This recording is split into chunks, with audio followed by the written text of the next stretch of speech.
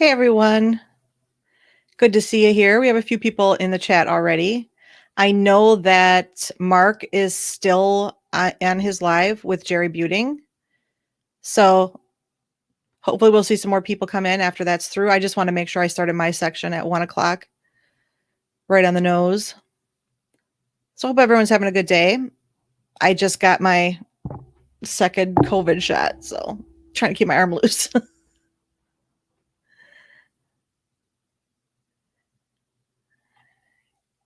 Now you guys get your questions ready because that's mainly what I want to do today is answer questions. So I did 3 live streams this week talking about everything going on in the court filings, and I'll go do an overview of that too. But then I just want to answer any questions you guys have. So make sure everybody knows what's going on, what's going to be happening. Okay, thanks, Jinx. They're yeah, it looked like they're going to wrap up, but I know he's got Jerry on there, and if Jerry's talking, you certainly don't want to cut him off. So I figured I'm just going to start and people can join me when they're ready. I just won't talk about anything important until then. Now, remember, if you are on Facebook, this is, unless you actually gave StreamYard permission, this is what I see. So if you're using Facebook, put your name there so I know who it is. Because I have no idea. So hi, but I don't know who that is. I am doing good right now. So I just got my shot, but I don't even have any arm pain yet. But from what I've heard, it can take a little while for any side effects to kick in, which is why I set this up to do it immediately afterward. I figured I'll do it before any possible side effects hit me. Do I feel like I got punched in the arm? Not yet. Not yet. My arm was sore after the first shot. And then when but it didn't, it wasn't sore right away. It wasn't until that night, I think. But my husband, when he got his first shot, he was sore within 2 minutes. He was just, he claims that he got punched. And that's what he asked me today. Well, did you get punched like I did? Yeah, he was saying, other than getting a running start, it was about as hard as it could possibly. She stabbed him about as hard as she possibly could. Hey, Millbilly, thanks for joining me. Sean, let's see who else is here. Got a lot of people here. Miguela, thanks. Gloria, if I'm missing anybody, sorry. Cheshire, Jason, Donna, Kim, thanks for joining me, you guys. Okay, we have about 25 people. So I will get started. The first thing I wanted to talk about, well, actually, hold on a second. I'll go back a little bit just to make sure everybody knows that. I mean, I think everybody knows this now. Hi, Eric. You got here on time for once. So Kathleen filed a motion asking the Court of Appeals to stay the current appeal and remand the case back to the circuit court. Remand just means that she's asking to send the case back down to the lower court for fact finding. The circuit court, trial court, same thing. That is a fact finding court. And the reason she's asking for this is because there is a new eyewitness named Thomas Sawinski. Again, probably everyone here knows this, but just saying it in case they don't. Wow, I just dropped like a bunch of people all at once. Weird. I must have, did I bore that many people already? Like 6 people just dropped off.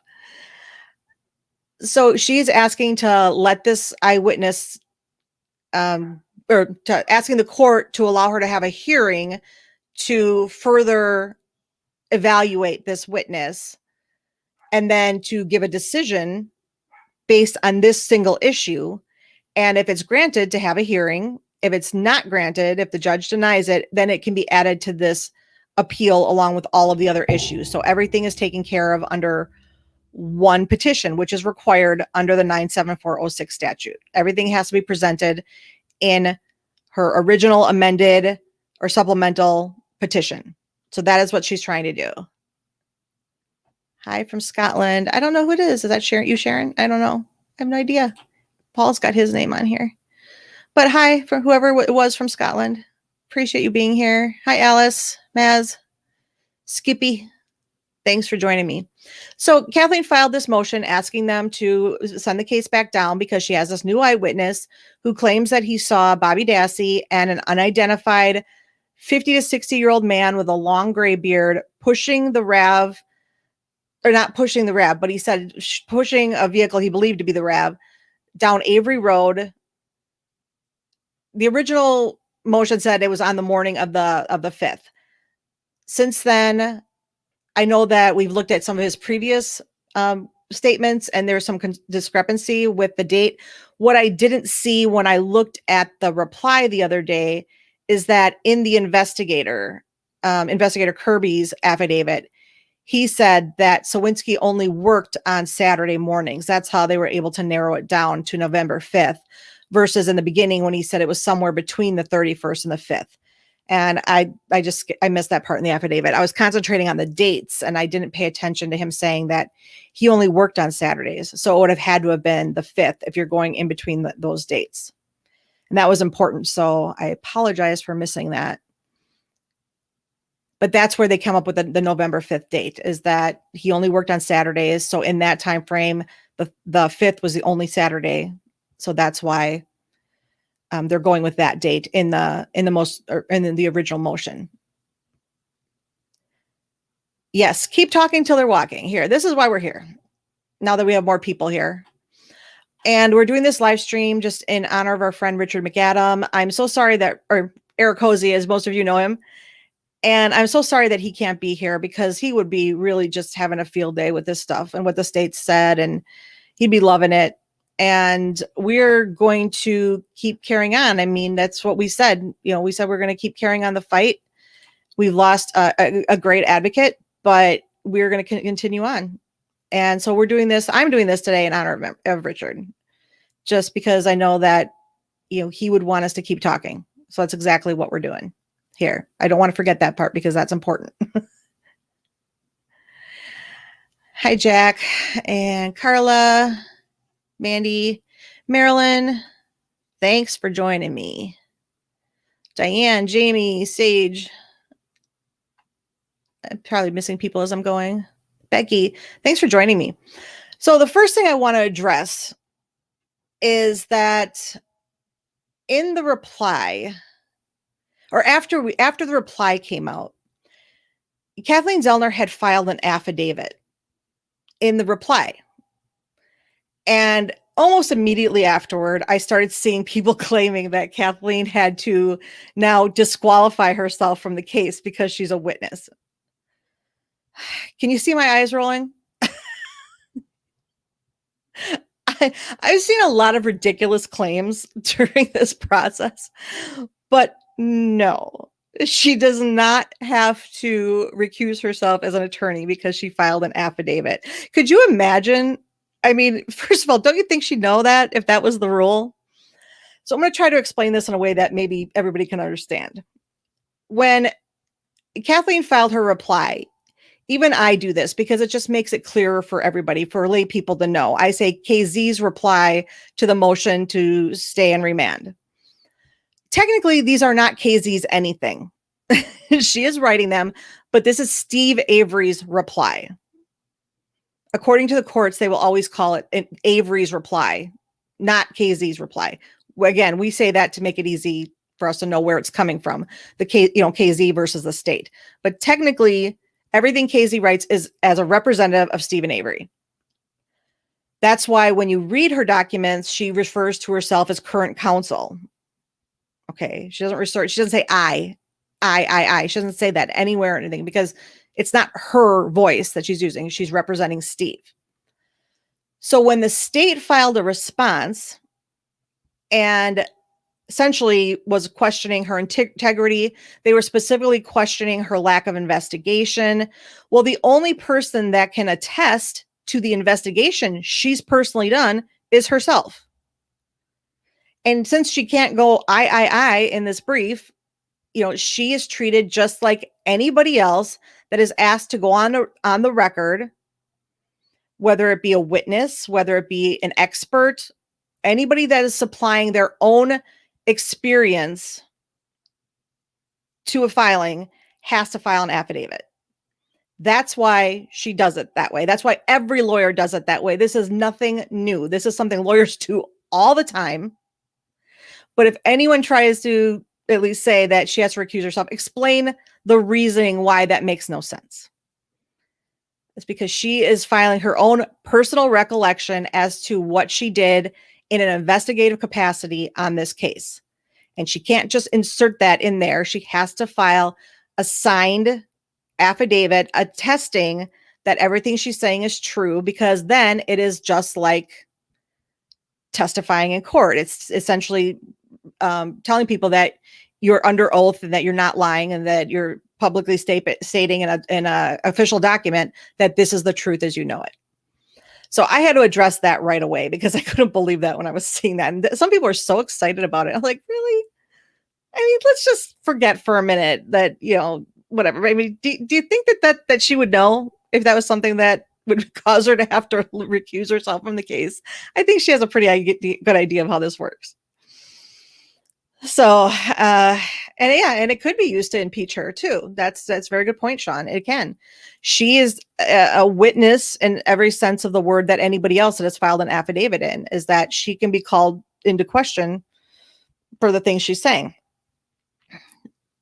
That's why she'll be very careful as to what she says because she knows this. So that's all it is. It's just her having to provide the court with her own information, the details that the state was essentially asking for. She wouldn't be able to file this affidavit if the state hadn't brought it up and questioned what her investigative process was. And, maybe that's why she did it that way. I don't know. Maybe she wanted to go on the record and say these things, but she needed the state to ask about it first. It's possible. So that's where we are with that part. Now, I think it's pretty straightforward. This motion, now, just because the motion itself is to stay in remand, the issue at hand is a Brady violation. The court is not evaluating whether this witness is credible or not. That is an issue for the lower court to decide. This is just filing a constitutional claim that would be added to the current petition, assuming she loses in the lower court. But this is just adding one more constitutional claim. And a Brady violation is saying that they suppressed something that, had they had the information, they could have used that information to potentially impeach Bobby Dassey's testimony. And it's relevant because Bobby Dassey's testimony was front and center during the trial. He was considered the star witness by Kratz. Kratz is the one that's called him a star witness. Kratz is the one that emphasized how important he was to this case and how everybody should believe what he says. So having this information, any information, and she's provided more in the past, but having any information suggesting that he's lying would go a huge way to hurting his credibility. I meant to put, sorry, I'm just jumping ahead here. I see Linda posted the mailing address for Brendan and Steve, and I did intend to make some banners for that. And then I took too long to get home for my shot and have a chance. But I just want to mention right now that please keep the letters coming for Steve and Brendan. They've been unable to have in-person visitors for over a year now. And so please keep writing. I know they both enjoy that. And even though we're not doing a mammothon this year, I just want to remind everybody that you can donate to their commissaries at any time. That's a different address. And I guess I can put them in the description when I'm done because I didn't get a chance to put the banners up. I might be able to look and see if I can find some. Let me see. Maybe I do have them.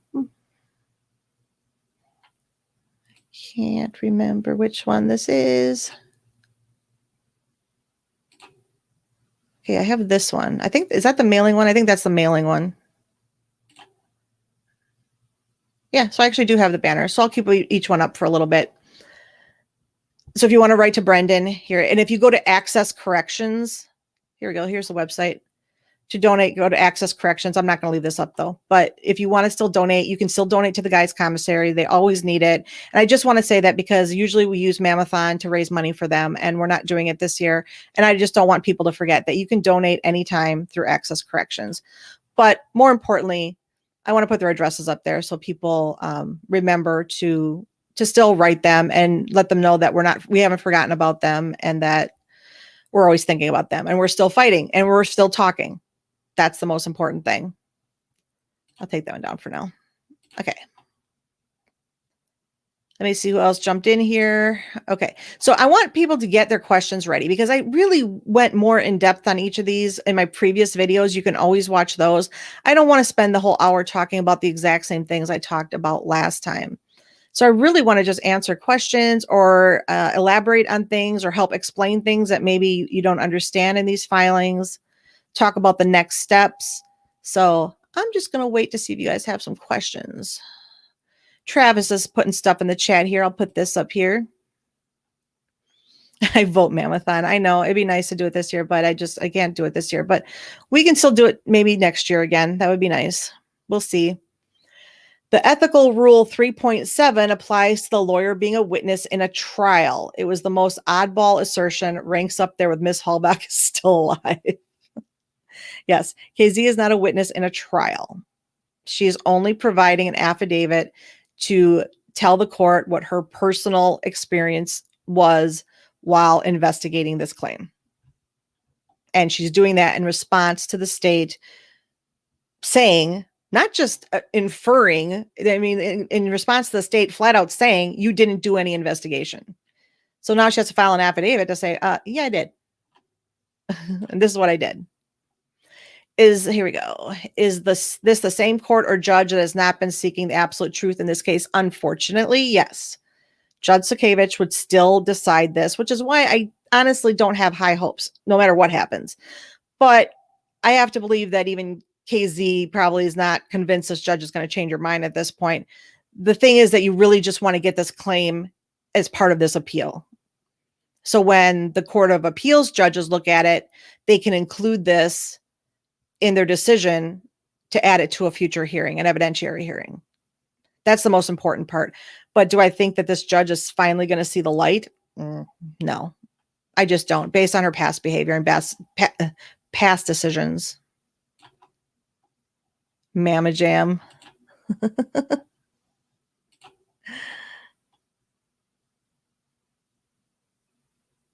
Okay, Linda's saying we have all Brendan information and Brendan Talks Discord and YouTube channels. I mean, I think everybody knows where to get the information. I just want to put it out there that, again, because I think letters are probably ramping up right now because there was news, but for a while there, I know things were really quiet. So it's probably really not that necessary to mention it now, but I still wanted to mention it just so that they know, people know to keep writing the guys, help keep their spirits up. And if you want to donate, go to accesscorrections.com to donate. Okay, let me see what else we got here. Eric, why do you think she didn't wait to file a separate 97406 once his current appeal reaches judgment? Because then she's opening herself up to the procedural bar issue. You're technically, the way it's set up, you're only supposed to file one post-conviction petition under 97406. The only way you can present another one is if you can prove that it's newly discovered evidence. And even though she could prove this, she knows that right now they're really relying on this procedural bar stuff to get through this appeal. They want this denied almost exclusively on procedural bar. So she certainly doesn't want to take the chance of filing a new petition and then the state having the same argument. You're procedurally barred. She wants to get it on the record so that they can show. And now if the Court of Appeals says she has to wait, then she has to wait. But she certainly wouldn't want to take that chance. She just wants to get it in there now to make sure that people know she tried to put it in with this petition. Let's see. How come the state can break their own rules, mainly the bones, and nothing happens? Because it's a state. I mean, when it comes down to it, it's always going to be a David versus Goliath situation here when it comes to wrongful convictions. The state has the money, they have the resources, they control the information, they control the evidence. So, they're always going to get away with a lot more than a private attorney will, or that a prisoner will. I mean, think how fortunate Steve actually is to have a private attorney. Imagine the thousands and thousands and thousands of wrongfully convicted out there that don't even have that and have nobody to fight for them. It's really sad. That's why they're almost impossible to win. You can't say impossible because people are exonerated every day, but it's very difficult for people to win on post-conviction unless there's DNA. That's usually, like, most of the cases will be DNA cases.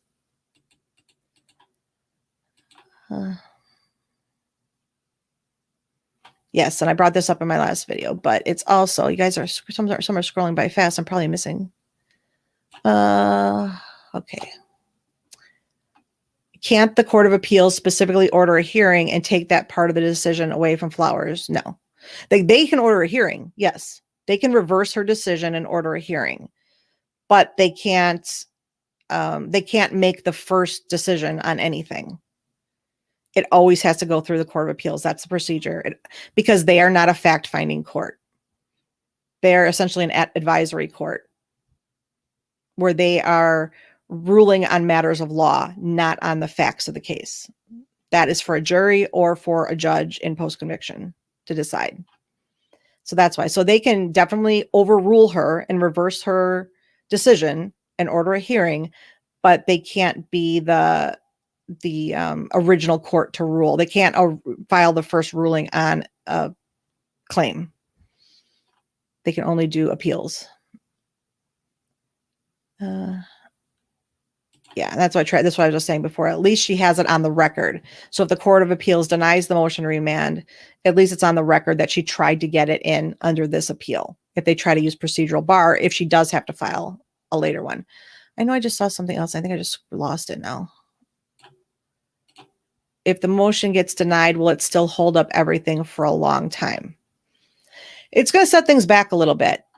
The one thing I'm not sure of, because I've said it many times, this is not usual. We are not in usual procedure ground here. Like this is uncharted territory. This is something that is not usually done. The briefing is like the briefs were submitted to the judges.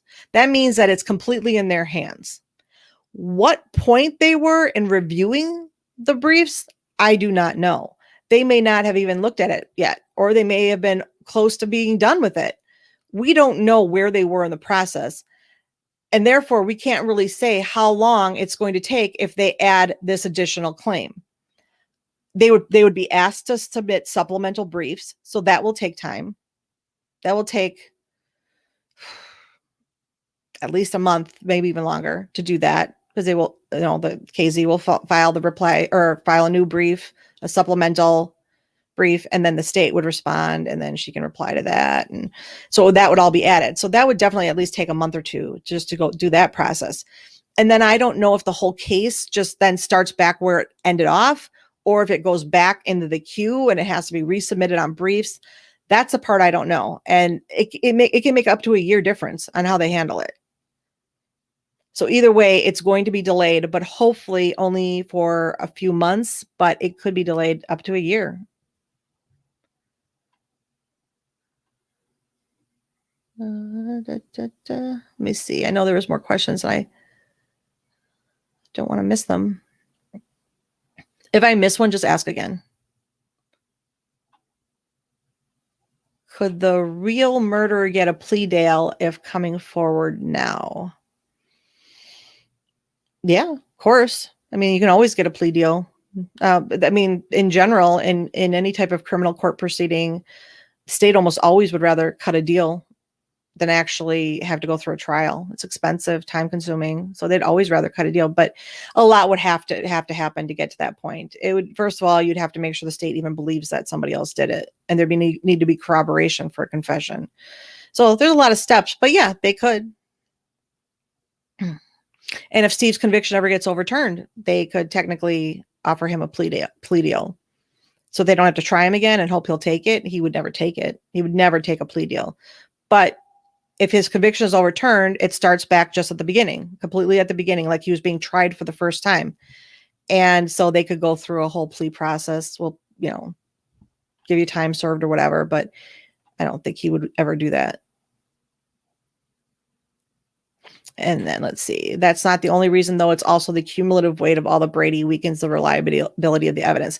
Yes. And that's going back to Kyle's versus Whitley that I talked about when we talked about the reply. In Kyle's, it says that when it comes to Brady violations, the decision should be based on the cumulative effect of all of the claims. Not each claim should not be decided individually. They should be looked at in a totality of what they all say.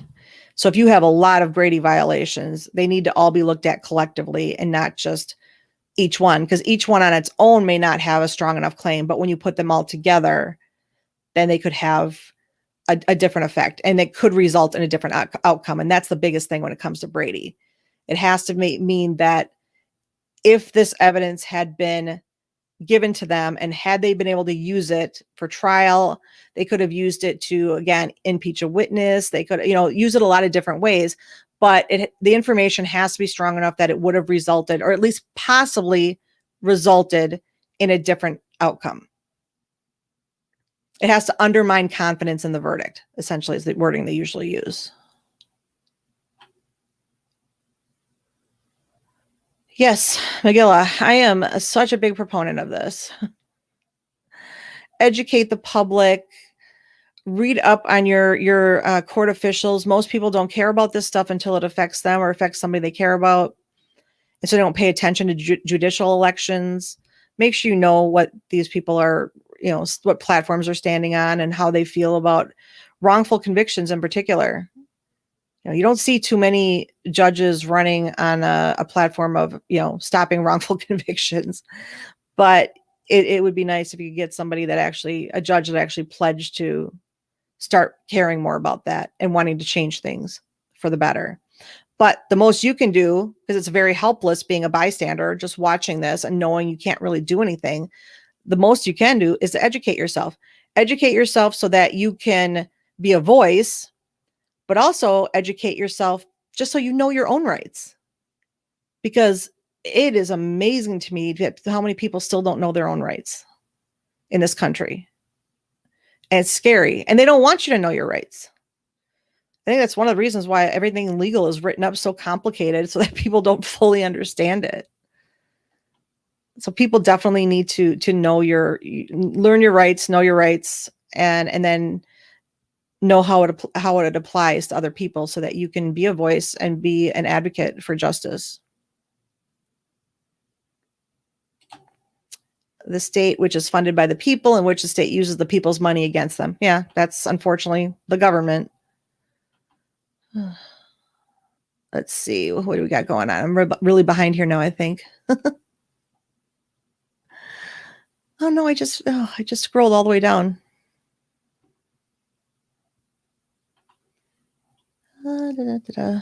Sorry, I just scrolled a little bit, I thought, and it went way down. So I think I might have missed stuff. Oh, here we go. Let's see. Is this the best forcing a day in court move KZ has played? I don't know. I mean, obviously the bones was a pretty important issue.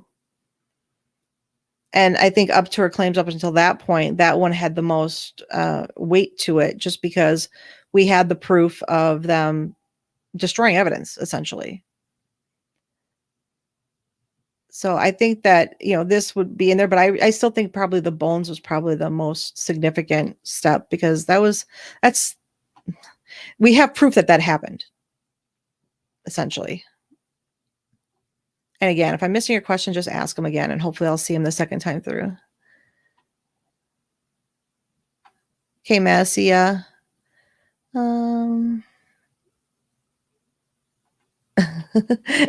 Here you go, Manny. David got Goliath right between the eyes. It can be done again. Yes, there are exonerations every single day. For the French, the American judicial system is difficult to understand because convicted. Sorry, I'm not understanding all this. Because a convicted accused can corporal automatically. What does that mean? Corporal. What does that mean in the way you're using it? I'm not sure. I speak zero French.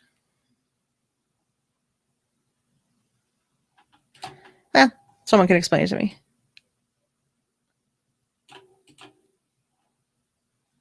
Oh, I know, and that wasn't to me, so.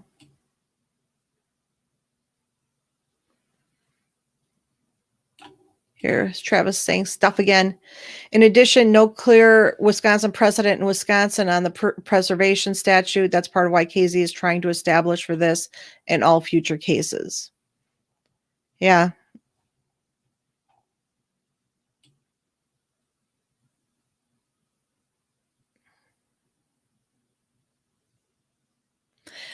This is nice. Thanks, Jason. Thank you for my lessons in law over the last few years. Gotta bail. Thanks for being here. Okay, let's see. Please talk about how the weight of the Brady violations weakened the reliability of the verdict. You're asking me to use my memory. Anybody that knows the troubles I've had will be like, oh, that ain't happening. Let me think of how I specifically could answer this. All of the Brady violations cumulatively essentially represent not only bad faith on the part of the state, but it has prevented Steve from being able to put on a complete defense. When information is withheld, it's like you can only tell part of the story. And the state has all the information and you only have about half, probably more than that, probably 3/4 of the information. But how good of a defense can you put on when there's stuff out there that you don't even know about? A lawyer can only build a defense on what they know. So when the state withholds it, that causes problems, whether it be withholding some exculpatory evidence, whether it's information that could impeach a witness, whether it's, again, a possible eyewitness that was known but not revealed.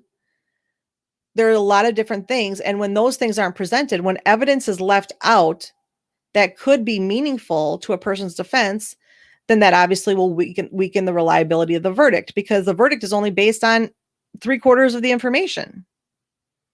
And it's relying on inaccurate information. So all of these affidavits that have been signed later saying this isn't true, this isn't how it happened, we missed this evidence, they withheld this, they violated Steve's right to due process. It all kind of boils down to that, saying that Steve's right to due process, his constitutional right to due process, was violated by the state using all of these shady tactics. The lack of investigation, the tunnel vision, confirmation bias, withholding evidence, influencing witnesses, all of those things. I mean, essentially lying to a jury, just making things up, giving half truths and sometimes no truth at all, not writing investigative reports, destroying evidence. All of these things are all going to undermine the reliability of a verdict. Hopefully that answers that question enough. Jamie, I'd like to say you can't, but you could probably get away with it. Other people have. Do you think Zellner felt she could get evidence from the public that might be more valuable than waiting for the Court of Appeals? Well, I think in general, Kathleen always thinks that. You can see Kathleen will be quiet for a long time on Twitter, and then all of a sudden she'll just come up with something. And yeah, I think she's always counting on people corroborating or adding additional supporting information to what she already knows. So yes, if there's always the intention that if I put this out there, somebody else could corroborate what he's saying and I could get another witness, or I could get another witness, or somebody else might know something that is also helpful. So I think that she's always thinking that information from the public can be valuable. There's a lot of crap information that comes from the public too, but yeah, I think that Kathleen may be one of the biggest examples of lawyers using that to their advantage, using the fact that there's thousands of eyes on this case and not just hers and her team. So yeah, I think she absolutely uses that to her advantage. Did you miss the one with Jerry? Yes, he was on Mark's stream, but they're all going to be recorded. So if you go to Mark Hodnot's channel, one of the mods can put his YouTube channel in the chat, and you can always watch them. That's the great thing about doing these on YouTube, is they're saved and you can go back and watch any of the ones you missed. I don't know how I'm going to be feeling, so I'm probably going to miss most of this. So I just want to relax after getting my shot. So, but I can then rewatch them whenever I feel better.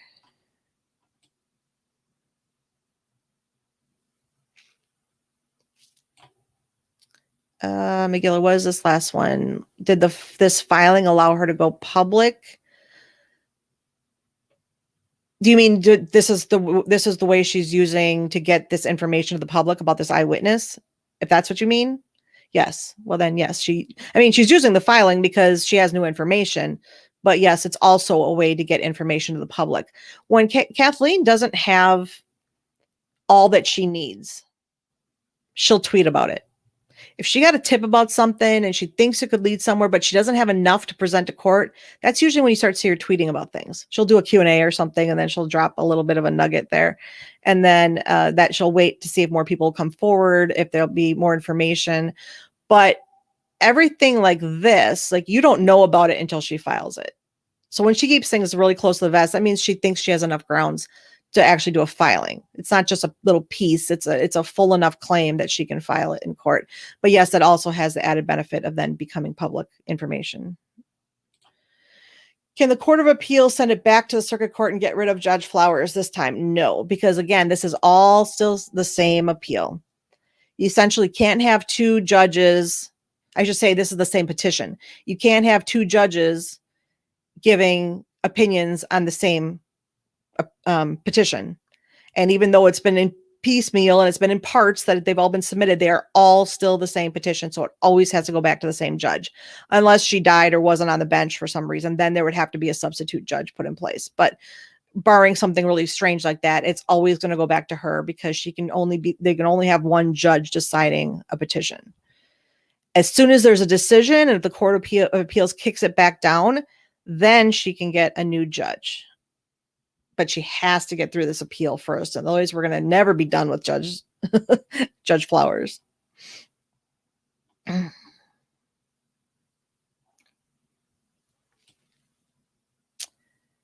If Stephen is set free, does Brendan still?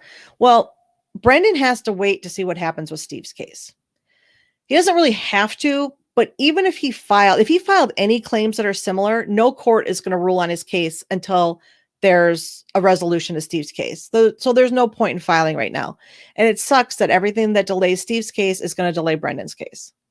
That really stinks. But unfortunately, their cases are interlocked. They're intertwined. They may have separate trials, but they're based on a lot of the same evidence and a lot of the same improprieties that were committed by law enforcement. So there's no guarantee that what happened to one will happen to the other. They have a lot of similarities, but they also have separate claims. Brady violations may also apply to Brendan. It just depends. We've never really heard much from their attorneys about their discovery. And I know that when Drizzen and Irider took the case, they were focused 100% on the confession. And that was mainly what they were concerned about. Once they lost that, they were going to have to go back and review everything. And so now it's more important for them to know all of the details and everything, because they have to find another way. But the best way for them to handle it is to wait and see. If Steve wins on something that applies to Brendan too, then it's pretty much a no-brainer that Brendan's going to be get his conviction overturned too. But it's not necessarily that one is going to, something that helps one can help the other. But in a lot of cases, it will.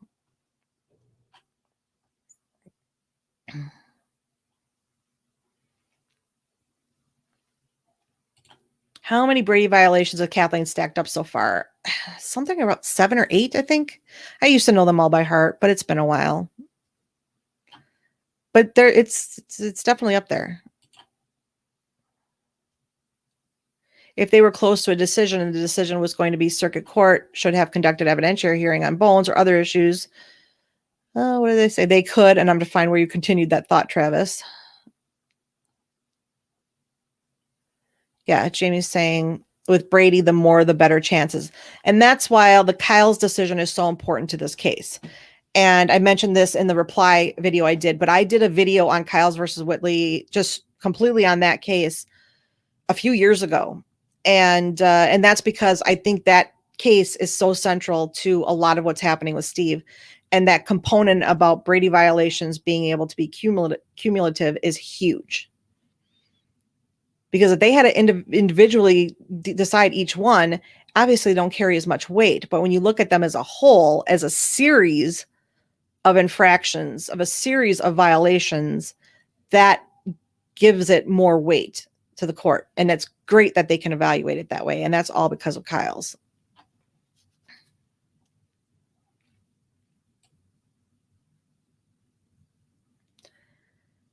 Okay, let me.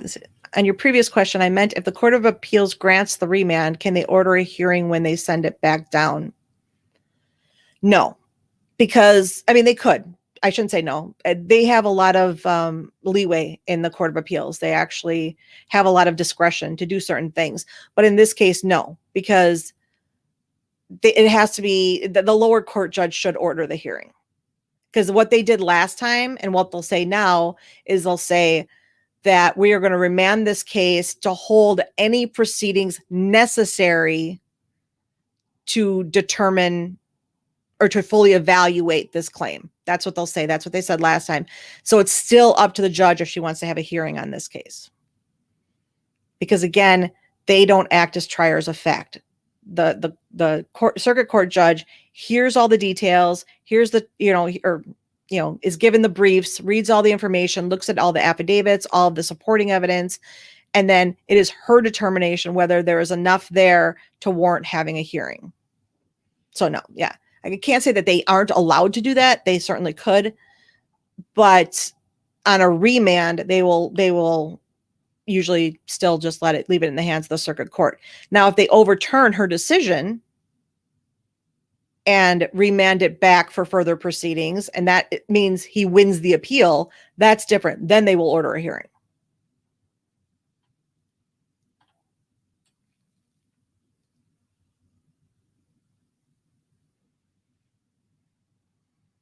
Just looking to see if there's anything else.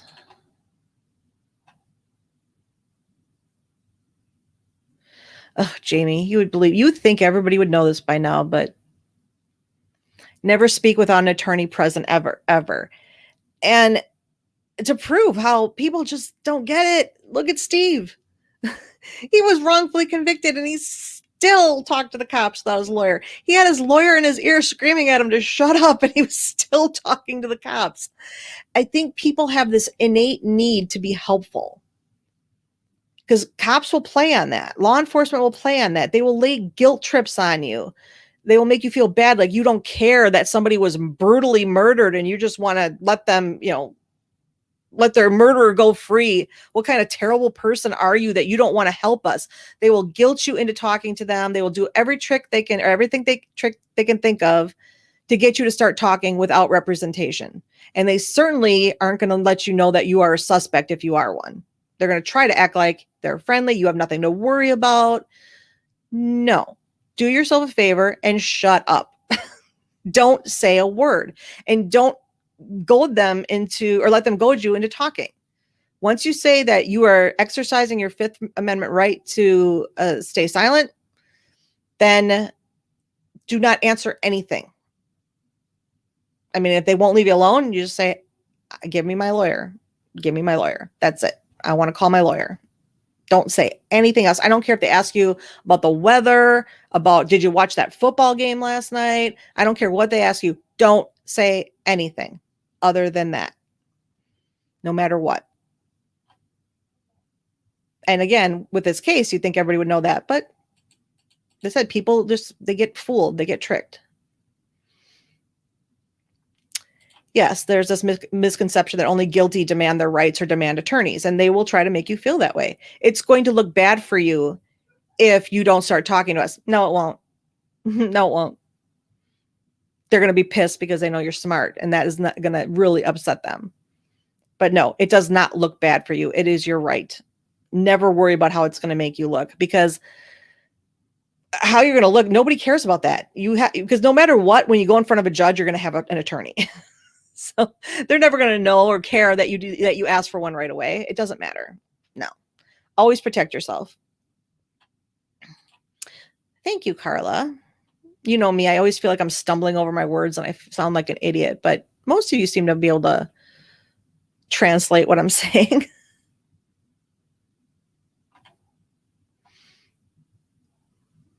Oh, God, let's see. Now I'm going to have to go back here.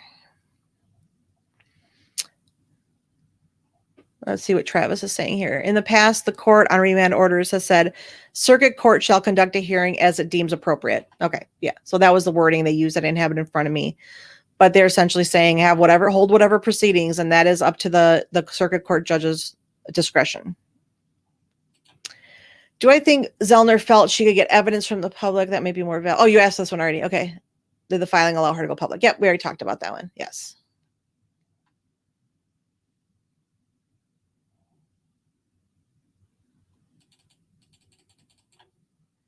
How much time? I've got 15 minutes to wrap up. And then I believe Jane is going to try to let me know. We want to make sure that Jerome's ready to go. You will be going over to Jerome's channel. The link will be in the chat.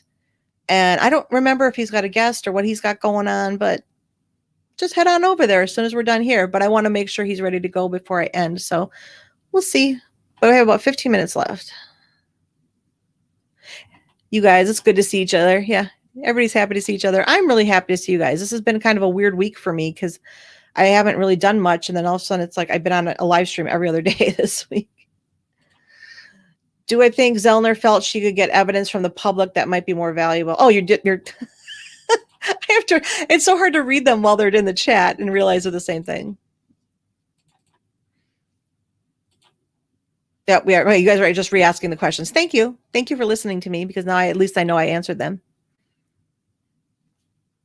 Do I think Kathleen Zellner 100% knows who the real killer is, like she said in a recent interview? I hate getting into what I think Kathleen knows because I don't know. I think she seems pretty certain he's at the top of her list, but I don't know if she'd go so far to say 100%. Publicly, I can see her saying 100%. Whether she personally actually believes that or not, I don't even want to hazard to guess. But I would think that obviously Bobby's at the top of her list for a reason, that she is at least more convinced of him than other people. But I don't know what she actually truly believes in privately.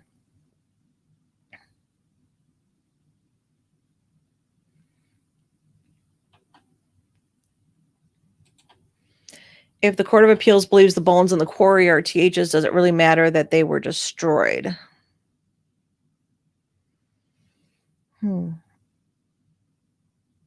Well, yeah, of course it matters because if they were Teresa's bones and they destroyed it, then they violated the statute.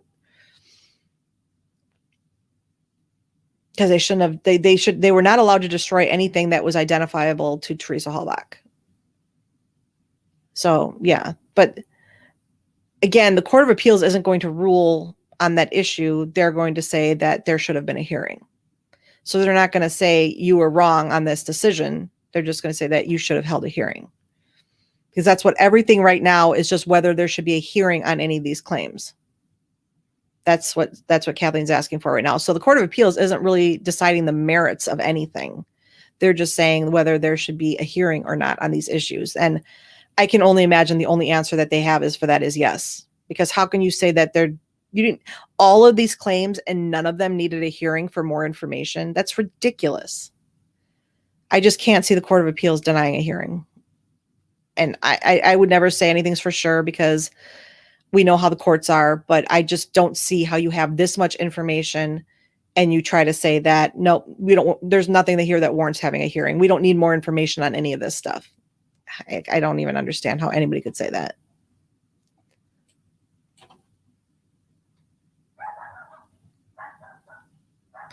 Okay, here we go. This was from earlier, but in France, a convicted accused can appeal automatically. Okay, that's what you were trying to say before.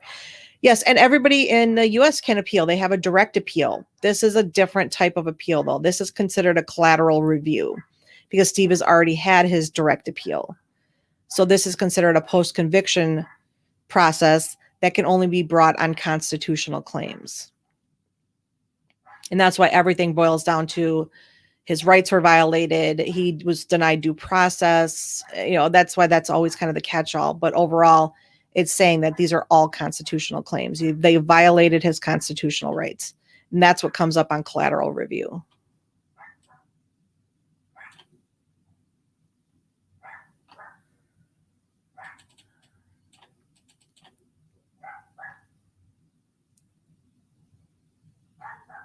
Yeah, and this goes back to what we were talking about before, that you can't provide a defense when you don't know that you don't have something. And Kathleen pointed that out again in her reply when they said that you should have filed an open records request. And she's like, I already did that.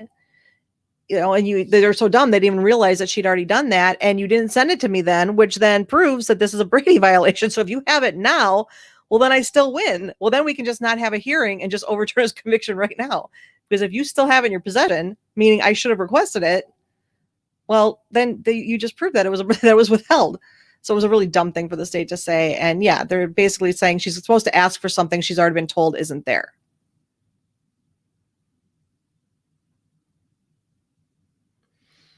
I hopefully got all those questions.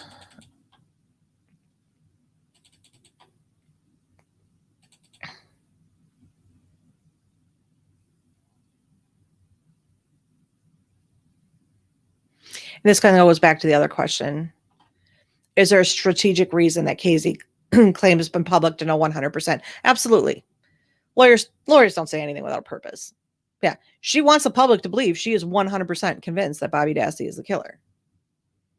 That doesn't mean she actually thinks that, but I mean, and she might. I'm not going to guess as to what she thinks privately. But it's just like any defense attorney. If you're not Len Kaczynski, every defense attorney should be getting up there and saying their client is innocent, even if they know they are guilty. It is part of their oath as a defense attorney that they have to provide the best defense they can for their client. And that includes telling everybody that they're innocent, even if they know they're not. So it's the same thing. Now, KZ is really on the whole Bobby train, and she has to be sure about it, because she can't just say, well, maybe he is, maybe he's not, even though she has pointed out before that it is not her job to find the real killer. But of course, she is going to be 100%, I have the right guy, because, she wants to strengthen any part of the case she can.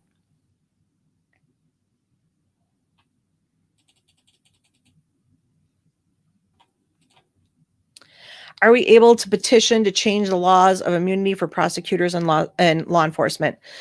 Well, you'll see a lot of stuff talking about qualified immunity, ending absolute immunity. Lawyers have absolute immunity, or prosecutors have absolute immunity. Law enforcement have qualified immunity. And that's a big topic right now. Every day you'll see things in different states with court cases being reviewed right now, questioning qualified immunity. And is there anything you personally can do? I don't know there's always petitions going around about things, but the biggest things you can do is talk to your legislators. That's legislators. I'm like, what am I saying? They're the ones that make the laws, are the legislators. And so that's where you have to find a person who's campaigning on a platform of stopping wrongful convictions and stopping qualified immunity and stopping absolute immunity. And there's plenty of them out there. I'm sure you just have to look for them. But yeah, there's always petitions going around about stuff like that. But qualified immunity is a really hot topic issue right now, especially with all the police shootings. And that is a really, really hot topic right now. So I'm sure you can find a lot on qualified immunity. And like I said, just about every day, or at least every week, I'm seeing different states talking about they're one step closer to ending qualified immunity and things like that. Okay, I got 7 minutes. I'm not even close to being into this chat, so I'm going to fly through things here. I want to make sure I at least get to everybody's questions. Do you think KZ is holding some things back until she can get a hearing? Okay, this is where it gets a little complicated, because again, I can't speak for what Kathleen does. She does do things that sometimes, quite frankly, shock me, because it's just not the way it's done. And she takes a lot of risks. And there's good and bad with that, because good if it works out in her favor, very bad if it doesn't. And so she technically shouldn't be holding anything back, because Steve only has one shot. It is one shot to get a hearing, and because she can't ever count on the fact that she's going to be able to file another petition. She will keep filing petitions, but she fights more of an uphill battle every time she files a new one. So she really wants this to be the only one. So if she's holding something back, I hope it's not big, because that would actually be, an ethical violation if you held something back that when you knew that you had to present his full case. So if she's holding anything back, it's probably supporting documentation, evidence, like that, small little things. But as far as the overall claim and the grounds for the claim, that should be all be presented, because there's no guarantee she'll ever get to do it otherwise. But I don't want to say anything 100% when it comes to Kathleen, because I've seen her do some things that I quite frankly am like, what? Why would she do that?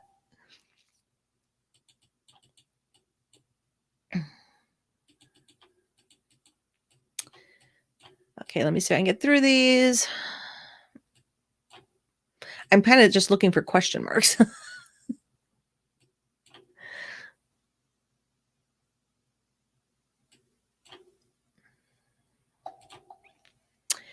What are in general the time limits for Court of Appeals to respond, or no limits? Good question. That's a great question. I do get asked that quite a bit. There is no time limit. The Court of Appeals will rule when they're good and ready. Last time when they remanded on the Bones issue, they ruled in about a month, just under a month. This time, it's really not as complicated as the Bones issue, so hopefully they'll rule quicker, but it's ruled on by a motions judge. I don't know. There might be some more issues they have to discuss because of where they are in the proceeding of deciding this appeal. So that may take some more conversation. So that may delay it. It could be quicker because there's less to figure out. I don't really know. But they don't have a time limit. It's not like I can say they have to rule by the end of May. They don't. They can rule whenever they're good and ready. Obviously, they want to try to get motions out of the way as quickly as possible. They don't want to hang up their docket any more than anybody else does.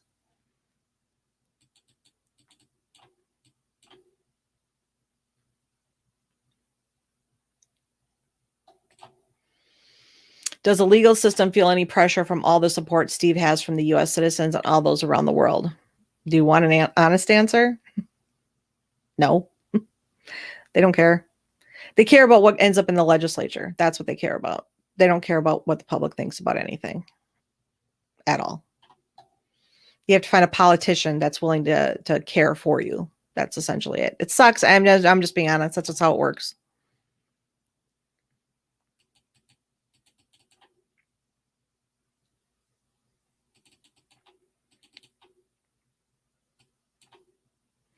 Oh, Carrie's saying that she said 6. That's 6 Brady violations. This is the 6th one. Okay. I knew it was 6 or 7 or somewhere around there.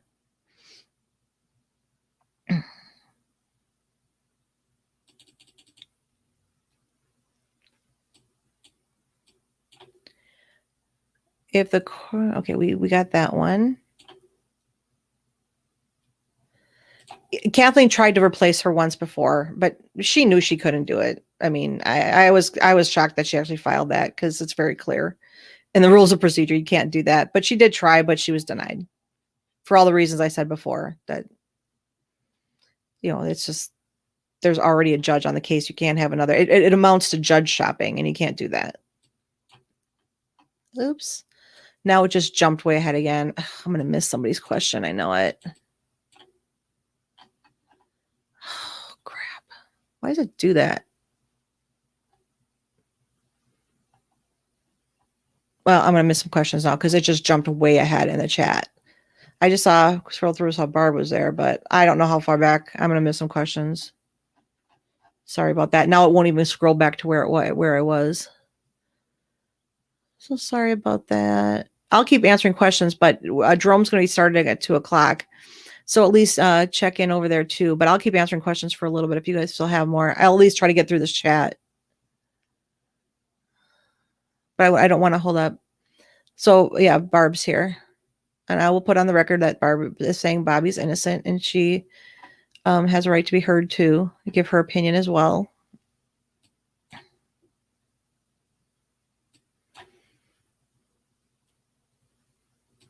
Everybody is entitled to their own opinion.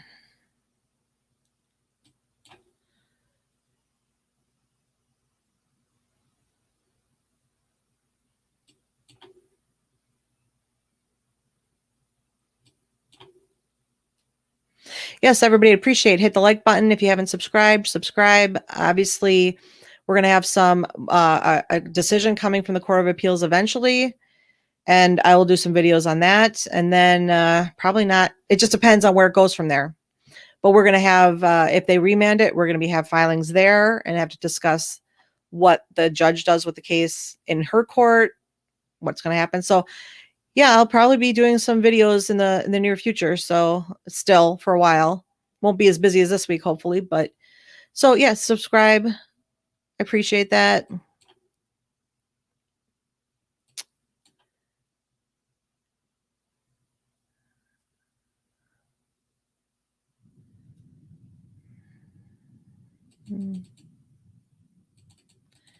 I'm just sorry. I missed a bunch of stuff when I went accidentally scroll down. So sorry. I'm going to be missing questions.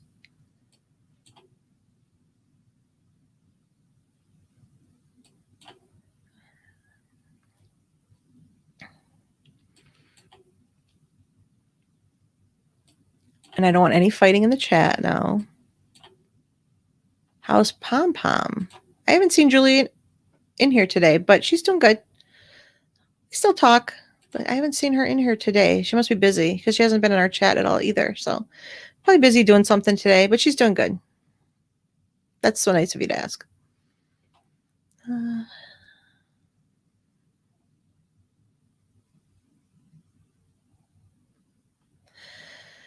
Okay, I know Barb's going back and forth with you guys a bit in the comments. And I just say ask, keep it civil. Everybody has strong feelings about this case. So just keep it civil, please.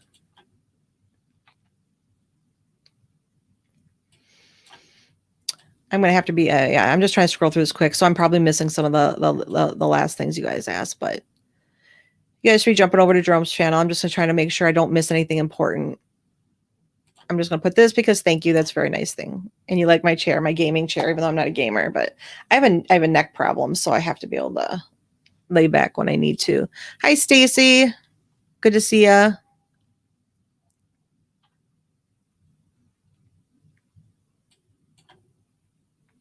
Hi, Sue.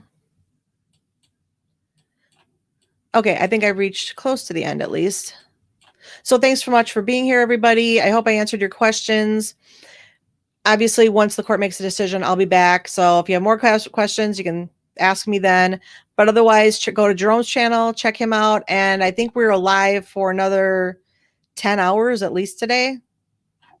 So have a good time. Remember, keep talking till they're walking. And we love you, Richard. We miss you. Bye.